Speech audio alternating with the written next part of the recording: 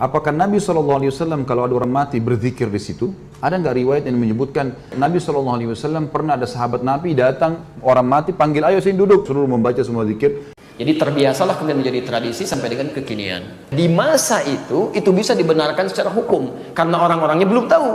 7 hari, 40 hari buat kenduri, bagi makanan, kirim doa. Tidak dilakukan Nabi. Tidak dilakukan Abu Bakar, Umar, Utsman, Ali, sahabat Nabi.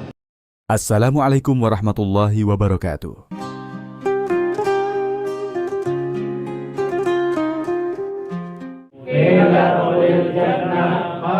Hampir di setiap kematian di negeri kita selalu ada tahlilan 3 hari, 7 hari, bahkan sampai 40 hari. Sebagian orang menganggap ini doa bersama, bentuk penghormatan terakhir untuk almarhum. Tapi ada juga keluarga yang justru merasa terbebani, harus mengeluarkan biaya besar, bahkan berutang, di tengah duka yang berat. Lalu pertanyaannya, benarkah tahlilan ini bagian dari ajaran Islam? Atau hanya tradisi turun-temurun yang kemudian dianggap wajib? Mari kita simak bagaimana 3 ulama menjawab hal ini. Pertama, kita simak pandangan Ustadz Khalid Basalamah yang dikenal tegas dalam menilai amalan. Bagaimana beliau melihat tahlilan? Tahlil adalah la ilaha illallah. Bagus tahlil itu. Tahmid, alhamdulillah. Takbir, Allahu Akbar. Zikir adalah ibadah kepada Allah. Cuman setiap ibadah yang kita kerjakan harus sesuai panduan Nabi SAW. Begitu. Zikir Nabi kerjakan iya, zikir habis sholat, ada zikir pagi sore, gitu kan? Ada tempat-tempatnya semua. Yang ditanya sekarang bagaimana kalau ada orang mati lalu mengadakan acara zikir? Bagaimana acara ini? Baik, tanya sekarang. Apakah Nabi SAW kalau ada orang mati berzikir di situ? Ada nggak riwayat yang menyebutkan? Satu saja riwayat, Nabi SAW pernah ada sahabat Nabi datang, orang mati panggil, ayo sini duduk, duduk berzikir, lalu suruh membaca semua zikir. Belum ada satu riwayat pun masalah itu. Makanya Nabi SAW kalau takziah ada orang mati disuruh bawa makanan. Hai ahli Madinah, bawakan makanan keluarganya Ja'far. Waktu Ja'far mati syahid di perang Mu'tah. Karena mereka tertimpa apa yang tidak menimpa kalian. Hibur mereka, doain, begitu. Nabi SAW datang juga selama 3 hari.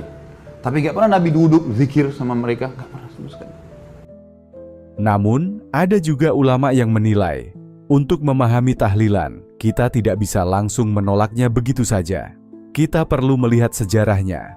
Bagaimana awal tradisi ini muncul di Nusantara? Mengapa ia terus bertahan hingga sekarang? Dan bagaimana kedudukannya dalam fikih? Inilah penjelasan Ustadz Adi Hidayat. Singkat cerita, kisahnya dimulai pada saat ada pertemuan di Ampel Denta di wilayah Surabaya yang pada saat itu dipimpin kemudian oleh Sunan Giri masanya. Taib, ada penyampaian terkhusus dari Raden Rahmat yang dikenal dengan Sunan Kalijaga yang kemudian ada di daerah Kadiwungu sekarang daerahnya. Kemudian beliau mengajukan satu situasi yang terjadi di wilayah dakwah beliau. Wilayah dakwah beliau menyampaikan bahwa masyarakat di sini punya kebiasaan. Kalau ada yang meninggal dunia, maaf ya, yang terjadi pesta-pesta. Ada yang makan, ada yang minum, ada yang mabuk-mabuk dan sebagainya. Maka dia lakukan selama 7 hari. Setelah itu kumpul lagi, ada 40 hari dan seterusnya. Itu masyarakat sekitarannya. Mengajukan kepada pertemuan pada saat itu di Dewan Wali, bagaimana caranya supaya ini bisa berubah. Maka beliau mengajukan, ya, salah satu caranya kata beliau, saya akan rubah isinya. Maka di situ kemudian tidak disetujui. Kata Sunan Giri, jangan lakukan. Ya, jangan lakukan. Khawatir kemudian itu dianggap sebagai bagian dari agama. Maksud Sunan Kalijaga itu tetap berlangsung 7 hari itu, 40 hari itu, tapi isinya dirubah dengan kalimat-kalimat tahlil. Ya Allahu Akbar, la ilaha illallah, kalimat-kalimat tahmid, dipopulerkan istilah dengan tahlilan. Diisi dengan kalimat la ilaha illallah. Cuman waktunya tidak dirubah. Mereka kumpul, isi daripada mabok baca kalimat ini, sampaikan kebaikan-kebaikan dan sebagainya. Itu ternyata kemudian tidak disetujui awalnya. Tapi kemudian dimunculkan dalih di situ. Kalau kita tidak lakukan dengan ini, maka kemudian mereka akan sulit menerima Islam. Maka didiamkanlah pada saat itu argumen yang dimaksudkan. Sedangkan diam dalam kaidah fikih alamatun na'am, tanda setuju. Maka kembalilah beliau praktekkan. Tapi sebelum dipraktekkan beliau sampaikan, kalau dikhawatirkan biarkan nanti anak cucu kita yang meluruskan ini. Jadi menyempurnakan maksudnya. Jadi beliau memulai, anak cucunya yang diharapkan bisa menyempurnakan itu. Tapi kemudian disampaikan, terjadilah proses itu. Sebelum sempat disempurnakan, datanglah penjajah. Terputuslah dakwah karena kesibukan melawan penjajah pada saat itu. Jadi terbiasalah kemudian menjadi tradisi sampai dengan kekinian. Apa yang diijtihadkan oleh Sunan Kalijaga di masa itu bisa dibenarkan secara hukum karena orang-orangnya belum tahu. Tapi bagi orang-orang yang telah tahu hukumnya dengan takziah, maka tidak ada alasan untuk tidak mempraktekkan takziah. Takziah yang diinginkan itu yang didiamkan. Jelas di sini? Karena praktek ini dikhususkan dulu bagi hukum tertentu yang belum tahu hukumnya. Jadi kalau orang yang sudah tahu hukumnya, cukup kerjakan takziah saja, tidak perlu mengerjakan yang tadi. Karena itu hukum darurat dalam keadaan tertentu. Jelas? Menurut Ustadz Adi Hidayat, tahlilan lahir dari penyesuaian budaya sehingga berfungsi sebagai sarana dakwah pada masanya. Namun dalam hukum agama, tahlilan tidak termasuk kewajiban syariat. Lalu bagaimana kalau keluarga tetap ingin mengadakan tahlilan? Apakah otomatis salah? Ustadz Abdul Somad memberi jalan tengah. 7 hari, 40 hari, buat kenduri, bagi makanan, kirim doa. Tidak dilakukan Nabi. Tidak dilakukan Abu Bakar, Umar, Utsman, Ali, sahabat Nabi.